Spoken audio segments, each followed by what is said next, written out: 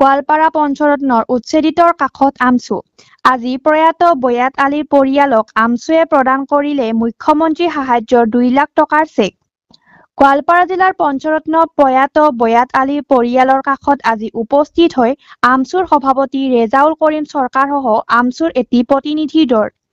উল্লেখ্য যে যোৱা 13 জানুৱাৰী তাৰিখে গোৱালপাৰাৰ পঞ্চৰত্নৰ জিলা প্ৰশাসনে উচ্ছেদ চলাই গৃহহাৰা কৰা এটি দুৰ্ভগীয়া পৰিয়ালৰ বয়াত আলী নামৰ জ্যেষ্ঠ লোকজনৰ আকস্মিক বিয়োগ ঘটে।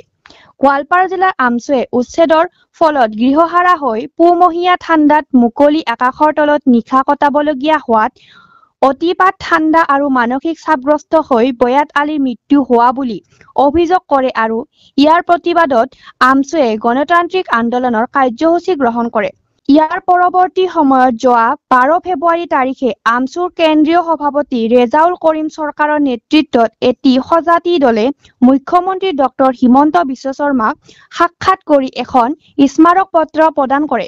এই স্মাৰক পত্ৰত আমচুৱে উচ্ছেদিত ৰাইজক পুনৰ সংস্থাপন দিয়া, উপযুক্ত ক্ষতিপূৰক প্ৰদান কৰা, ভূমিহীন লোকক ভূমি প্ৰদান কৰাৰ লগতে মৃতকৰ পৰিয়ালক এককালীন আৰ্থিক সাহায্য প্ৰদান কৰাৰ দাবী জনায়।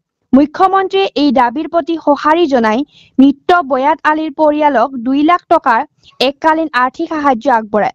আজি আমচুৰ সভাপতি ৰেজাউল কৰিম চৰকাৰৰ সৈতে গোৱালপাৰা জিলা আমচুৰ সভাপতি আনিমুল হক চৌধুৰী আৰু কেইবাগৰাকী প্ৰতিনিধি উপস্থিত থাকি প্ৰয়াত বয়াত আলীৰ পৰিয়ালক সাক্ষাৎ কৰে আৰু তেওঁৰ পত্নীৰ হাতত উক্ত 2 লাখ টকাৰ চেক প্ৰদান কৰে। এই যাত্ৰাৰ কালত আমচুৱে উচ্ছেদিত ৰাজ্যৰ অৱস্থাৰ সম্পৰ্কে বুজ লয়। যি পঞ্চৰত্ন যি অমানৱীয় উচ্ছেদ হৈছে ইয়াকতো আমি তীব্ৰভাৱে বিৰোধিতা কৰি আহিছোঁ। আমি প্ৰতিটো অমানৱীয় উচ্ছেদৰ বিৰোধিতা কৰিছোঁ, কাৰণ এইসকল ভূমিহীন মানুহ, এইসকলক ভূমি প্ৰদান কৰি যদি চৰকাৰে এই ফৰেষ্ট অঞ্চলটো লাগে, মই আগতে চৰকাৰৰ দাবী উত্থাপন কৰিছোঁ, মুখ্যমন্ত্ৰীক কৈছিলোঁ যে ভূমি প্ৰদান কৰি তেওঁলোকক উচ্ছেদ কৰক, তাত আমাৰ ক'বলগীয়া নাথাকিব। কিন্তু আচলতে এইসকল মানুহ আজি যুগ যুগ ধৰি ইয়াত বসবাস কৰি আছে, কাৰণ তেওঁলোকৰ ব্যক্তিগত কোনো মাটিও নাই। বসুন্ধৰা 2টো তেওঁলোকে এপ্লাই কৰিলে মাটি পোৱা নাই, গতিকে তেওঁলোকে যাব ক'ত? তেনেকুৱা পৰ্যায়ত তেওঁলোকে ইয়াত বসবাস কৰিব লগা আছিল, কিন্তু চৰকাৰে অমানৱীয়ভাৱে উচ্ছেদ কৰিছিলে। আৰু সেই উচ্ছেদৰ সময়ত প্ৰকোপ ঠাণ্ডা আছিলে আৰু ঠাণ্ডাত বয়াত আলী নামৰ বৃদ্ধা ব্যক্তি এজন মৃত্যু হৈছিলে। আমি যোৱা 12 তাৰিখে মুখ্যমন্ত্ৰীক সাক্ষাৎ কৰিছিলোঁ। সাক্ষাৎ কৰি বিশেষকৈ এই অমানৱীয় উচ্ছেদৰ কথাটো আমি অৱগত কৰিছিলোঁ আৰু এইসকল মানুহক কৰ্মসংস্থাপনৰ দাবী উত্থাপন কৰিছিলোঁ। মুখ্যমন্ত্ৰীয়ে এইসকল মানুহৰ ক্ষেত্ৰত লিখিত ব্যৱস্থা গ্ৰহণ কৰিবলৈ আমাক আশ্বাস দিছিলে।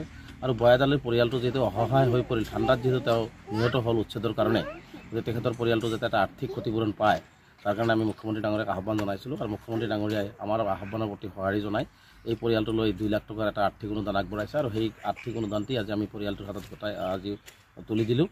আৰু আমি আৰু এটা পৰিয়াল এনেকুৱা আছিলে, বৰ্ডাৰ পুলিচৰ ভুলৰ কাৰণে মানে নিহত ব্যক্তিজনক ছুইচাইড কৰিছিলে আৰু সেই পৰিয়ালটো অসহায় হৈ পৰিছিলে। সেই পৰিয়ালটোৰ কাৰণে আমি মুখ্যমন্ত্ৰী ডাঙৰীয়াক আহ্বান জনাইছোঁ তদন্তৰ কাৰণে, যে বৰ্ডাৰ পুলিচে কিয় এনেকুৱা ধৰণৰ ভুল নোটিছ প্ৰেৰণ কৰে, তদন্তৰ আশ্বাস প্ৰদান কৰিছে। আৰু সেই পৰিয়ালটোৰো এটা আমি আৰ্থিক ক্ষতিপূৰণ বিচাৰিছিলোঁ আৰু সেই পৰিয়ালটোকো মুখ্যমন্ত্ৰী ডাঙৰীয়াই 2 লাখ টকাৰ এটি আৰ্থিক অনুদান আগবঢ়াইছে। এই ক্ষেত্ৰত আমি মুখ্যমন্ত্ৰী ডাঙৰীয়াক ধন্যবাদ জনাইছোঁ। লগতে আমি আহ্বান জনাইছোঁ যে এইসকল খাটি খোৱা শ্ৰমিক, দুখীয়া দৰিদ্ৰ সংখ্যালঘু ৰাইজক এনেকুৱা অমানৱীয় উচ্ছেদ বন্ধ কৰি এই মানুহখিনিক ভূমিৰ যি বসুন্ধৰা 2, 3 হওক 4 হওক যাতে জৰিয়তে তেওঁলোকক ভূমি প্ৰদান কৰিব লাগে, আৰু য'ত য'ত উচ্ছেদ কৰিছে সকলো উচ্ছেদিত মানুহক ভূমি প্ৰদান কৰাৰ ব্যৱস্থা গ্ৰহণ কৰিবলৈ এই আহ্বান আমি মুখ্যমন্ত্ৰী ডাঙৰীয়াক আহ্বান জনাইছোঁ।